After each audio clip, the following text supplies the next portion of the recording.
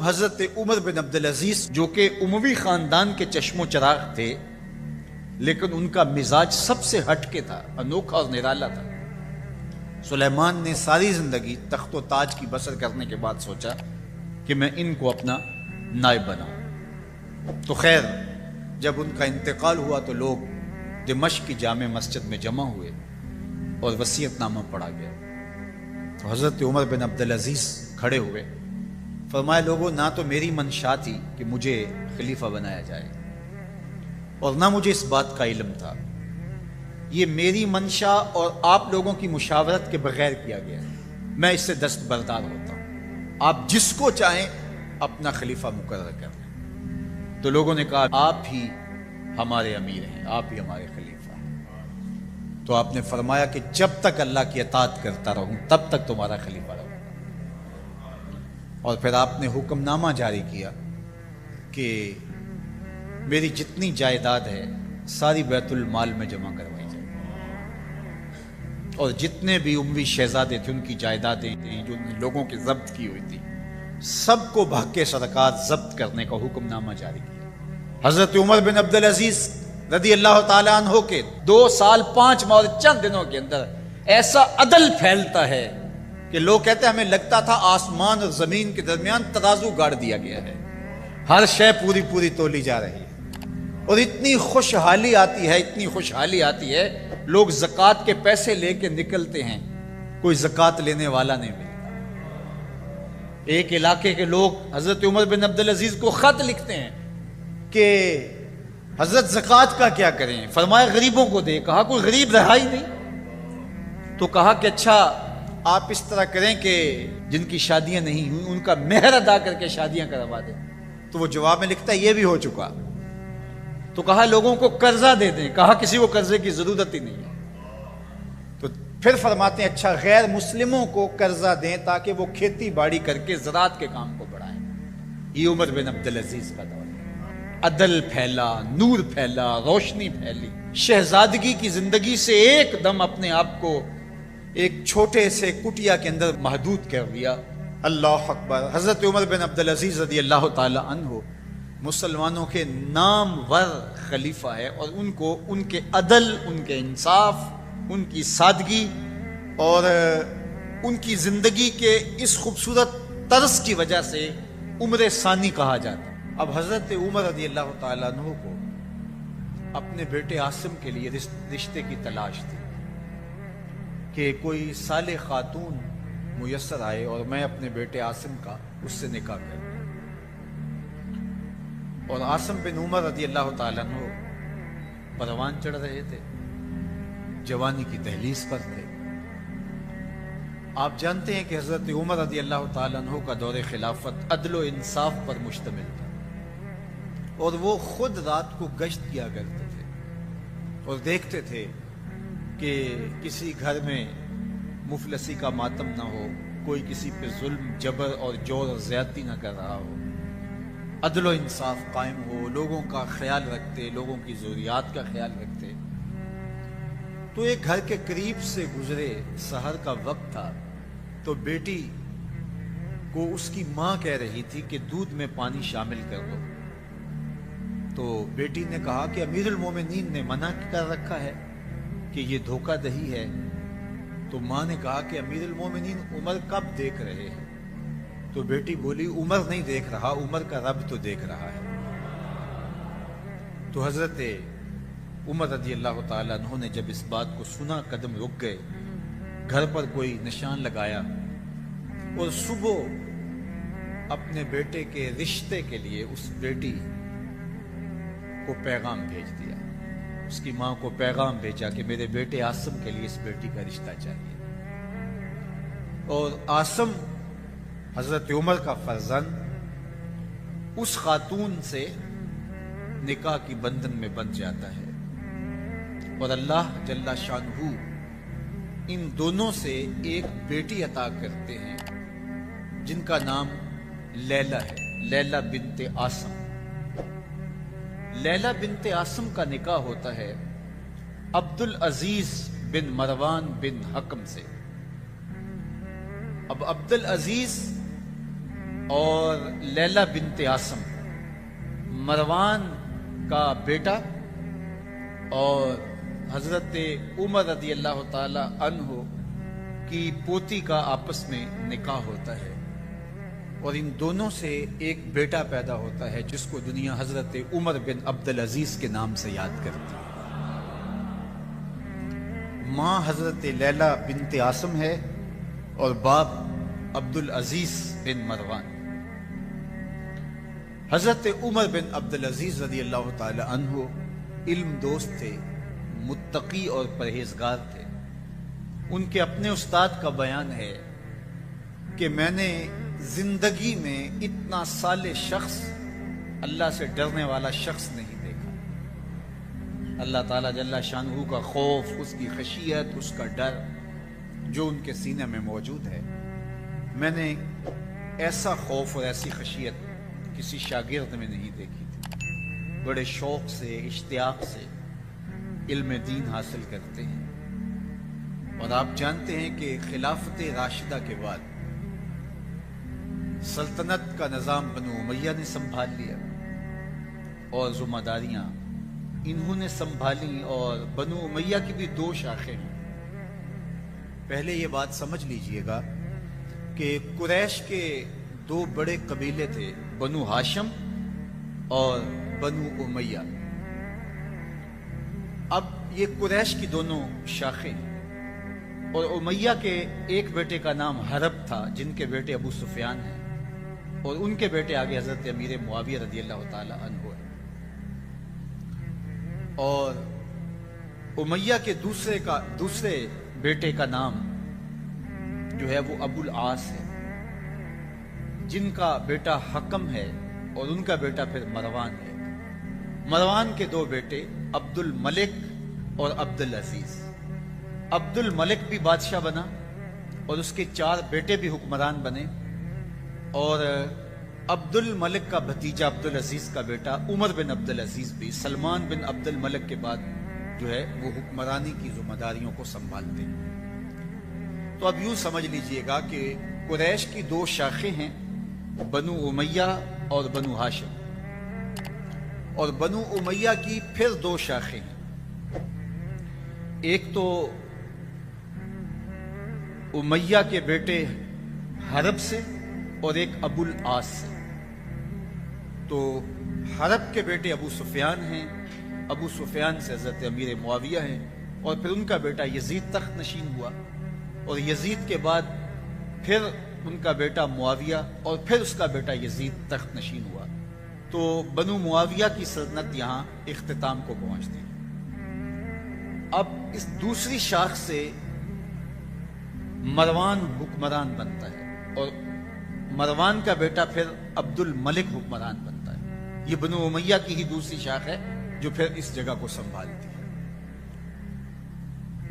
عبد الملک کے بعد اس کا بیٹا ولید بن عبد الملک تخت پہ براجمان ہوتا ہے۔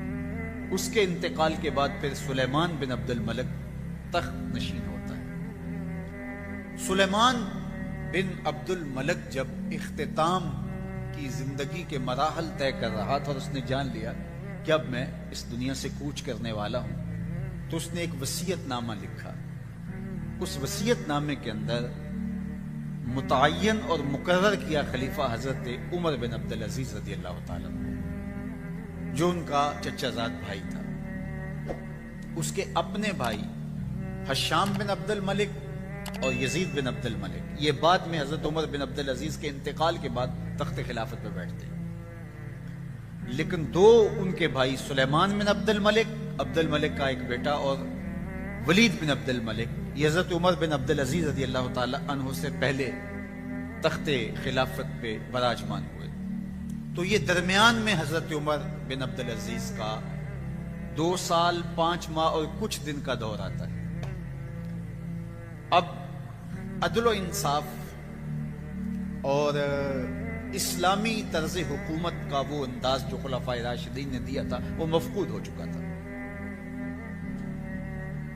اب جب حضرت عمر بن عبدالعزیز کو خلافت کی ذمہ داریاں عائد کر دی گئی اور ایک خط لکھا انہوں نے اور سر بمہر تھا اور کہا کہ جب میں انتقال کر جاؤں تو اس کے بعد یہ لوگوں کو جمع کر کے خط پڑھا جائے، اور میری یہ وصیت ہے کہ میرے بعد میرا بھائی نہیں بلکہ میرے چچا کا بیٹا عمر بن عبدالعزیز خلیفہ ہوگا، جو کہ حضرت عمر بن عبدالعزیز رضی اللہ تعالی عنہ کا تجربہ سب کو تھا کہ وہ عادل ہے، مدینہ المنورہ کے ایک عرصہ گورنر رہے، اور جب ان کو گورنری پیش کی گئی تو انہوں نے کہا کہ میں پچھلے حکمرانوں کی طرح، گورنروں کی طرح ظلم اور تعدی سے کام نہیں لوں گا، میں انصاف سے کام لوں گا، اگر تمہیں منظور ہے تو میں گورنری قبول کرنے کو تیار ہوں۔ انہوں نے کہا بالکل ہمیں قبول ہے، چاہے ایک پائی بھی خزانے میں نہ آئے، آپ عدل و انصاف کریں۔ تو آپ مدینہ المنورہ میں گئے، 30 اونٹوں پر آپ کا سامان لد کر کے گیا، اتنے امیر تھے، اور آپ کی جو اہلیہ تھی وہ عبد الملک کی بیٹی تھی،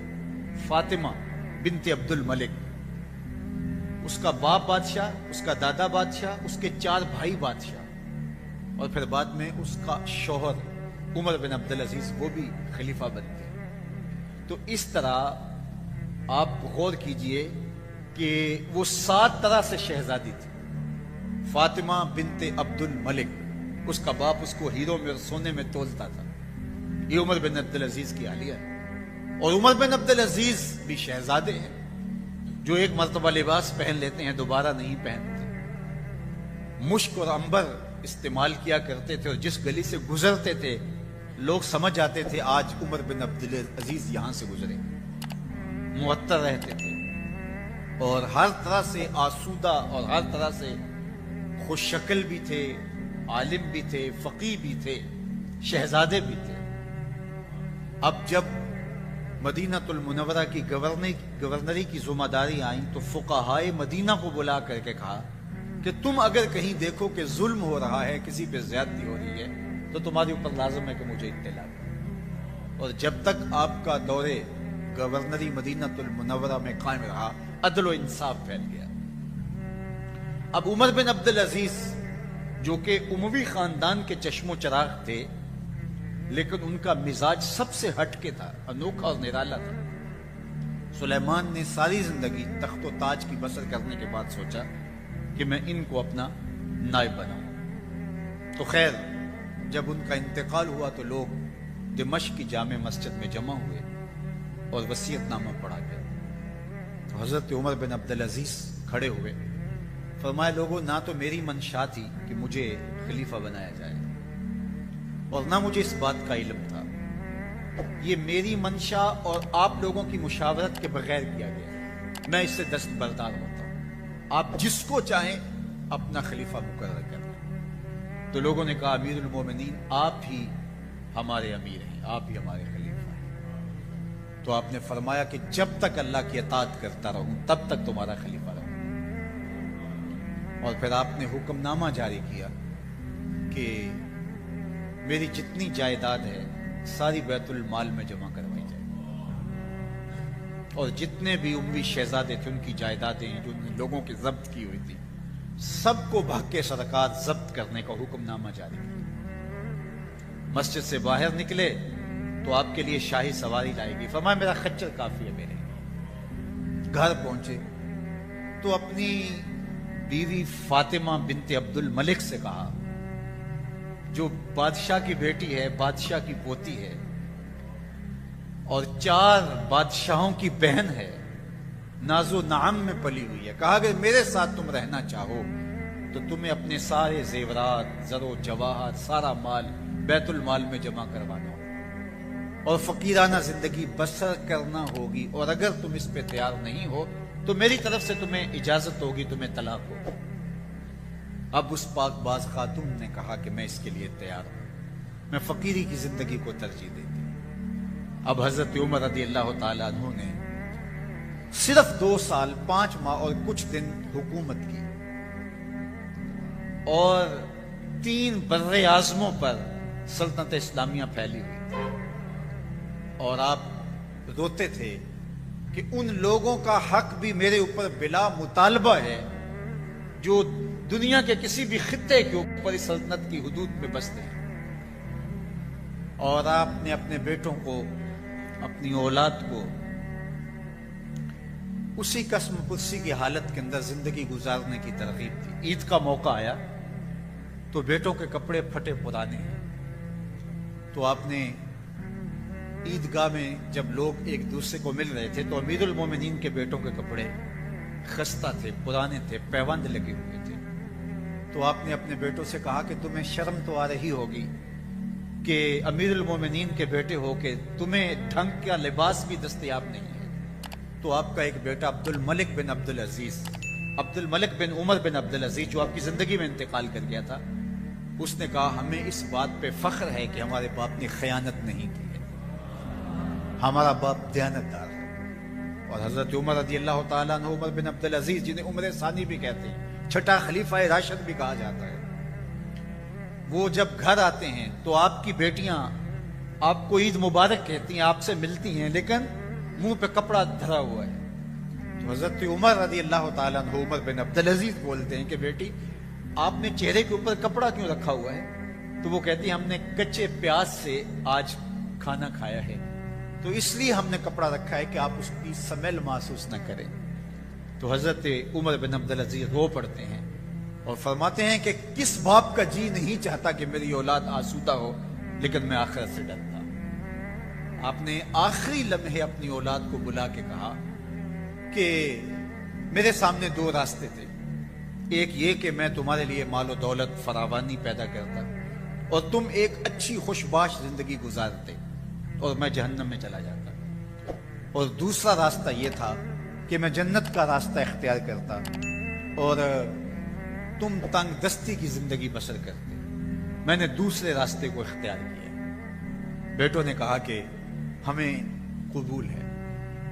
آپ نے جب چھوڑا اس دنیا کو تو اپنے بیٹوں کے لیے ایک درہم بھی نہیں چھوڑا, بالکل خالی ہاتھ اس دنیا سے گئے, ایک درہم بھی نہیں چھوڑا. جب آپ کو زہر دیا گیا تو غلام کو پکڑ لیا گیا جس نے زہر دیا گیا, اور اس کو 1000 اشرفی دی گئی اس کام, تو اس سے ضبط کی, اور وہ اشرفیاں بھی بیت المال میں جمع کروا دی.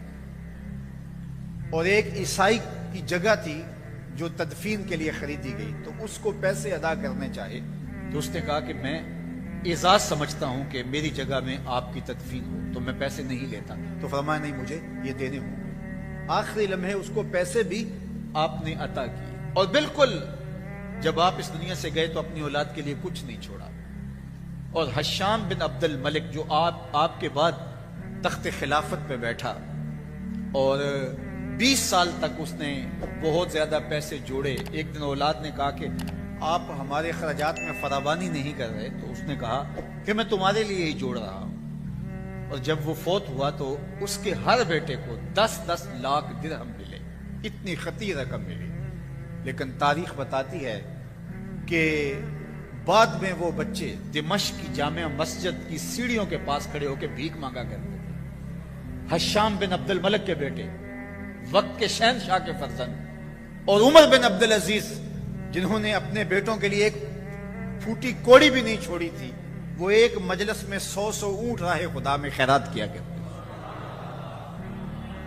تو اپنی اولاد کو اچھائی دے کے جاؤ, تقوی دے کے جاؤ, دیانت دے کے جاؤ, خیر دے کے جاؤ, برکت دے کے جاؤ, نور دے کے جاؤ. مکر و فریب سے, دجل و تلبیس سے, دھوکہ دہی سے, لوٹ مار سے جمع کیا ہوا پیسہ اولاد کو آپ دے دیں گے, لیکن اولاد آپ بھی جہنم میں جلیں گے اور اولاد بھی ذلیل و رسوا ہوگی. تو حضرت عمر بن عبد العزیز رضی اللہ تعالیٰ عنہ نے ہمیں بتایا کہ کس طرح اپنے گھر والوں کو سنبھالا جاتا ہے. جب حضرت عمر بن عبد العزیز کا دور آتا ہے تو نیا لباس پہننے کے لیے بھی دستیاب آپ کے پاس کچھ نہیں ہوتا ہے. تو بیوی کہتی ہے کہ آج عید کا دن ہے تو کچھ آپ ایڈوانس تنخواہ ہی لے لیں جس سے ہم کم از کم اپنی ضروریات کو تو پورا کریں. تو حضرت عمر بن عبد العزیز نے کہا یہ بات تم نے ٹھیک کہی. تو آپ جاتے ہیں ناظم مالیات کے پاس اور اس کو کہتے ہیں کہ 1 مہینے کی تنخواہ اگر مجھے ایڈوانس دے دیں تو عید کا دن ہے, میں اپنی ضروریات کو پورا کر لوں. اب وہ وزیر خزانہ کیا بولتا ہے؟ امیر المومنین کہہ رہا ہے, تو وہ کہتا ہے جناب حاضر ہے سب کچھ, لیکن وہ بھی تربیت یافتہ عمر بن عبد العزیز کا تھا. اس نے کہا آپ مجھے لکھ کے دے سکتے ہیں کہ آپ 1 مہینے تک زندہ رہیں گے؟ تو حضرت عمر بن عبدالعزیز وہیں سے واپس پلٹ آتے ہیں. کہا تیری مہربانی، تو نے مجھے صحیح بات بتائی. یہ عمر بن عبدالعزیز کا دور ہے. سمرقند فتح ہوتا ہے تو وہاں کے لوگ خط لکھتے ہیں عمر بن عبدالعزیز رضی اللہ تعالیٰ عنہ کو کہ جناب جو فاتح ہمارے شہر میں داخل ہوئے ہیں انہوں نے ہمیں بتائے بغیر شہر پہ دھاوا بول دیا، ہم سے کوئی مذاکرات نہیں کیے، کوئی بات نہیں کی، تو یہ اچانک حملہ اسلامی تعلیمات کے کیا منافی نہیں ہے؟ مسلمان تو موقع دیتے ہیں، یا جزیہ دو، فدیہ دو، جزیہ دو، یا پھر اسلام قبول کرو یا پھر ہم حملہ کریں گے. انہوں نے کوئی بات نہیں کی. تو حضرت عمر بن عبدالعزیز خط لکھتے ہیں امیر شہر کو کہ قاضی مقرر کیا جائے اور وہ ان کی بات سنیں، ذمیوں کی گفتگو کو اور ان کے مقدمے کو سماعت کریں. عدالت لگتی ہے، امیر شہر بھی آتا ہے اور ذمی بھی جمع ہوتے ہیں. قاضی فیصلہ دیتا ہے کہ فوجیں واپس شہر سے باہر جائیں، شہر کو چھوڑ دیا جائے گا. پھر وہاں جا کر کے آپ ان کو مذاکرات کے لیے بلائیں گے. مذاکرات کامیاب نہیں ہوتے تو پھر آپ کو اختیار ہوگا حملہ کرنے کا. پھر یہ جیتیں یا آپ جیتے، یہ فیصلہ بات کا ہے. ان ذمیوں نے، ان کفار نے کہا کہ ہم آپ کی سلطنت کو قبول کرتے ہیں. یہ عمر بن عبدالعزیز رضی اللہ تعالیٰ عنہ کا دور. حضرت عمر بن عبدالعزیز رضی اللہ تعالیٰ عنہ کے 2 سال 5 ماہ اور چند دنوں کے اندر ایسا عدل پھیلتا ہے کہ لوگ کہتے ہیں ہمیں لگتا تھا آسمان اور زمین کے درمیان ترازو گاڑ دیا گیا ہے، ہر شے پوری تولی جا رہی ہے. اور اتنی خوشحالی آتی ہے لوگ زکوٰۃ کے پیسے لے کے نکلتے ہیں، کوئی زکوٰۃ لینے والا نہیں ملتا. ایک علاقے کے لوگ حضرت عمر بن عبدالعزیز کو خط لکھتے ہیں کہ حضرت زکوٰۃ کا کیا کریں؟ فرمایا غریبوں کو دے. کہا کوئی غریب رہا ہی نہیں. تو کہا کہ اچھا آپ اس طرح کریں کہ شادیاں کروا دیں، جن کی شادیاں نہیں ہوئی ان کا مہر ادا کر کے شادیاں کروا دیں. تو وہ جواب میں لکھتا ہے یہ بھی ہو چکا. تو کہا لوگوں کو قرضہ دے دیں. کہا کسی کو قرضے کی ضرورت ہی نہیں ہے. تو پھر فرماتے ہیں اچھا غیر مسلموں کو قرضہ دیں تاکہ وہ کھیتی باڑی کر کے زراعت کے کام کو بڑھائیں. یہ عمر بن عبدالعزیز کا دور. یہ خلیفہ ششم حضرت عمر بن عبدالعزیز رضی اللہ تعالیٰ عنہ کا عہد فرخ فال ہے، عہد ہمایوں ہے. اللہ اکبر. حضرت عمر بن عبدالعزیز رضی اللہ تعالیٰ عنہ کہ جب انتقال کا آخری وقت آتا ہے تو حشام بن عبد الملک نے دیکھا کہ لوگ کثرت کے ساتھ آپ کا حال پوچھنے آ رہے ہیں اور آپ نے جو قمیص پہنی ہے وہ میلی ہے. تو اپنی بہن فاطمہ سے حشام بولتا ہے کہ یہ قمیص تبدیل کر دی جائے. بہن خاموش رہتی ہے. پھر دوسری مرتبہ، پھر تیسری مرتبہ. تو پھر بہن نے کہا کہ بھائی تم بار بار کہے جا رہے ہو، کوئی دوسری قمیص ہو تو پہنا ہو.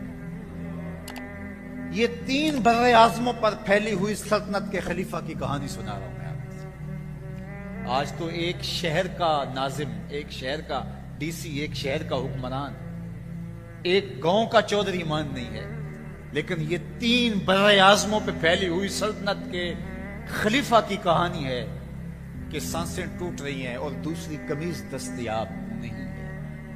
اللہ اکبر. حضرت امام اوزائی رضی اللہ تعالی عنہ فرماتے ہیں کہ جب حضرت عمر بن عبدالعزیز کا انتقال ہوا تو میں جنازے میں شامل ہوا. جنازے سے فارغ ہو کے میں جا رہا تھا کہ راستے میں میں نے دیکھا کہ ایک پادری ہے. تو اس سے جب بات ہوئی تو وہ رو پڑا. تو میں نے اس کو کہا کہ آپ پادری ہو کے رو رہے ہیں، جو انتقال کرنے والے ہیں وہ تو امیر المومنین تھے، مسلمانوں کے امیر تھے. اس نے کہا کہ میرا مسئلہ یہ نہیں ہے کہ مسلمانوں کے امیر المومنین انتقال کر گئے، میرا مسئلہ یہ تھا کہ ایک نور تھا آسمان سے زمین تک پھیلا ہوا، وہ بجھ گیا ہے. رجا بن حیوہ کہتے ہیں، یہ وزیر اعظم تھے، کہتے ہیں کہ جب عمر بن عبدالعزیز کا انتقال ہوتا ہے تو مجھے یہ شرف نصیب ہوا کہ میں ان کی لحد میں اترا، اور جب میں نے کفن کی تنیاں کھولی تاکہ ان کا رخ قبلے کی طرف کر دوں تو کہا ان کا رخ پہلے ہی قبلے کی طرف ہوا. کہتے ہیں واللہ آج تک میں نے اتنا روشن چہرہ کبھی کسی کا دیکھا ہی نہیں جیسا عمر بن عبدالعزیز کا چہرہ. عدل پھیلا، نور پھیلا، روشنی پھیلی، اللہ ان کی رحمت پہ، ان کی مرقد نور پہ کروڑوں رحمتوں کا نزول فرمائے۔ حضرت عمر بن عبدالعزیز کا دور خلافت بہت طویل نہیں ہے، جیسا میں نے بتایا آپ کو، صرف 2 سال 5 ماہ اور چند دن آپ نے سلطنت کی، اور اتنے دانا، اتنے بینا، اتنے سمجھدار، اور اتنے اس قدر زندگی، شہزادگی کی زندگی سے ایک دم اپنے آپ کو ایک چھوٹے سے کٹیا کے اندر محدود کر دیا۔ اولاد جو ہے وہ ان کے لیے بھی کچھ نہیں، بیوی بھی، اللہ اکبر، ایک مرتبہ بیوی کہتی ہے کہ آپ کچھ تھوڑا سا ادھار لے لیں، میں مزدوری کر کے جو ہے وہ اس کو اتار لوں گی۔ اللہ اکبر، 7 بادشاہوں کی بہن ہو کے، 7 بادشاہوں کی شہزادی ہو کے وہ عمر بن عبدالعزیز کے گھر کے اندر جو ہے وہ یہ پکار کر رہی ہے۔ یہ ان کا دور خلافت تھا، ان کا انداز زندگی تھا۔ اللہ اکبر۔ حضرت عمر بن عبدالعزیز رضی اللہ تعالی عنہ مسلمانوں کے نامور خلیفہ ہے، اور ان کو ان کے عدل، ان کے انصاف، ان کی سادگی اور ان کی زندگی کے اس خوبصورت طرز کی وجہ سے عمر ثانی کہا جاتا ہے۔